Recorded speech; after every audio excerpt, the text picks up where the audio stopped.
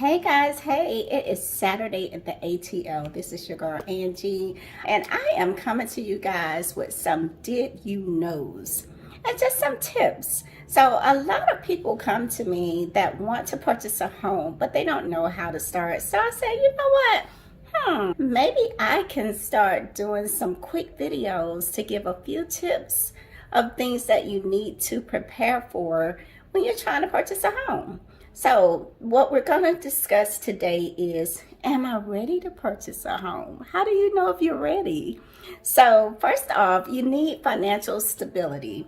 Have you been employed for 2 years? If not, have you been in school? A lot of lenders or programs will take the time you have in school as work history. As long as you were in school full time, they can use that time to go with your work history to qualify you.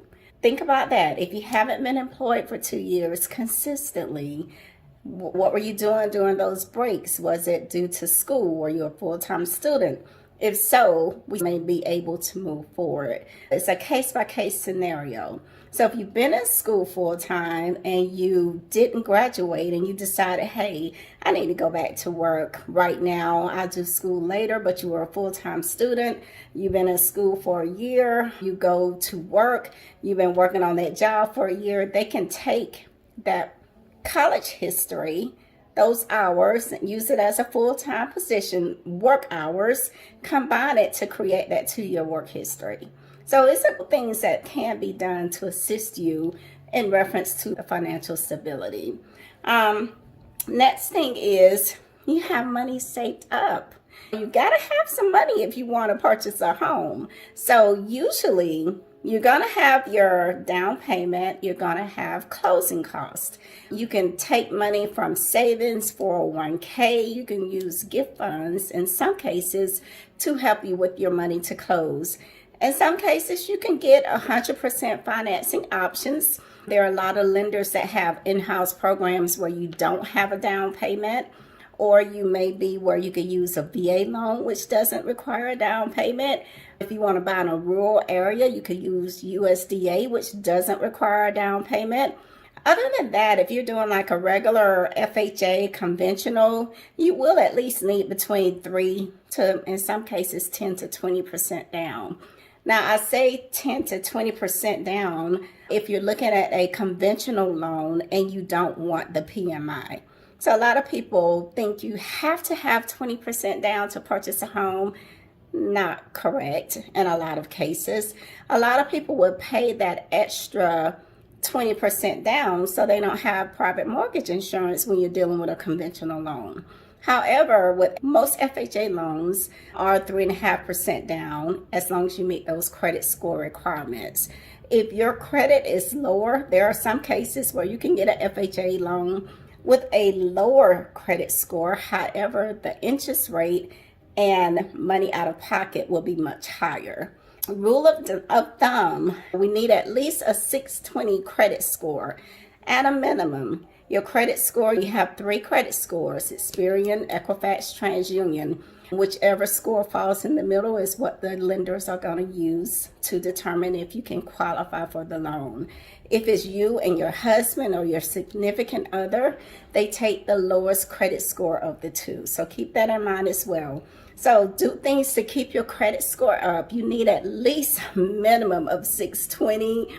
However, the higher your credit score, the better. Credit score, if your credit score is higher, you should be able to get a better interest rate. Interest rates are high. Go figure. They're high right now. Think back years ago, they used to be 14, 15%, even maybe a little higher than that. Right now, we're ranging anywhere from 5 to 7%. It's fluctuating up and down. So if you think about it from years ago, our parents and people like that had to pay much more for their interest rates compared to what we are paying now. Granted, we've been spoiled now. We've been spoiled over these last couple years with these 2, 3, 4% interest rates. So we need to readjust. We need to save. We need to prepare. If you want to be a homeowner, you need to prepare and make sure the numbers make sense for you and your family. It's what I always tell my clients. The numbers have to make sense. Let's see, we've discussed credit score. We've talked about financial stability. Create a budget.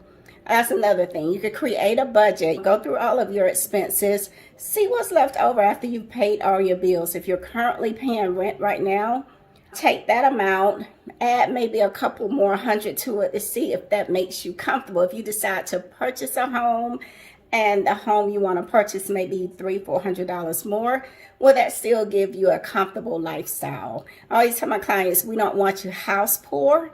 Whatever you like to do, if you like to travel, you like to go out to eat, you like to enjoy your family, you should still be able to do those things you like and not living paycheck to paycheck just to pay a mortgage and not able to buy furniture. So we definitely don't want you to overspend or exceed your budget. Just because you're approved for $500,000, do you really need a $500,000 house? Can we find what you need to add $400,000 and still give you everything you want?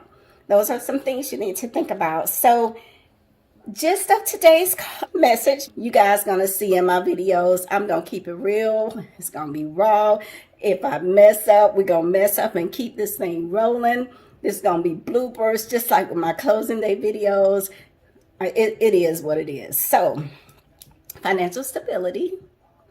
Making sure your credit score is high enough. Remember, the higher your credit score, the better your interest rate. So if you have a really low credit score, more than likely your interest rate is going to be high. And the interest rate is one of the determining factors of your monthly payment. So the higher your credit score, the better interest rate you should have. The lower your credit score, your payments are going to be higher. So your goal should be get your credit score as high as possible. Please don't reference Credit Karma when you're calling and I say, well, what's your credit score? And you say, oh, Credit Karma says I'm at a 600. And then you get to the lender and you may be a 515. Credit Karma uses Vantage credit scores. Lenders use FICO. Totally different. So please try to either go to myficoscores.com, do annualcreditreport.com, get your free credit report. You could do that once a year. Also request your credit scores from those companies. You could call them directly or email them directly. But Credit Karma, no ma'am, no sir, not here, not today. And then just make sure your budget, once you purchase your home, that your budget is gonna be comfortable for you to still enjoy your lifestyle. So that's what we're discussing today. I'm gonna do these videos often, discussing different things in reference to home ownership. If there is a certain topic you guys want to see, if I need to bring a lender on to have them talk to you about certain things, we could do that as well. I'm here to educate you. I would love to be your realtor if you know it, because I want my clients to know what's going on from beginning to end. Being well informed is a must when you're purchasing a home and making such a big transaction. So it's your girl Angie. Hit me up, let me know how I can be of assistance. And I hope these tips that I shared today help. We're going to go deep into other tips as we go along. And as I always say when I end all my videos, you guys enjoy the rest of your day and smooches.